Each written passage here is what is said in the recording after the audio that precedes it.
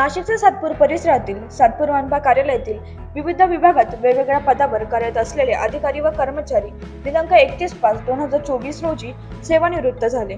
शुक्रवारी सेवानिवृत्त झालेल्या या सर्वांचा मनपा हॉल येथील सभागृहात सत्कार करण्यात आला. यावेळी बांधकाम विभाग व उद्यान विभागातील अधिकारी राजू सोनावणे, सहाय्यक अधिकारी व MTS घरपट्टी विभागाचे सुरेश निंबाखरे, सुरक्षा रक्षक दिलीप बडादे, बांधकाम विभाग साळवे मॅडम हे सर्व मनपा अधिकारी व कर्मचारी सेवानिवृत्त झाले.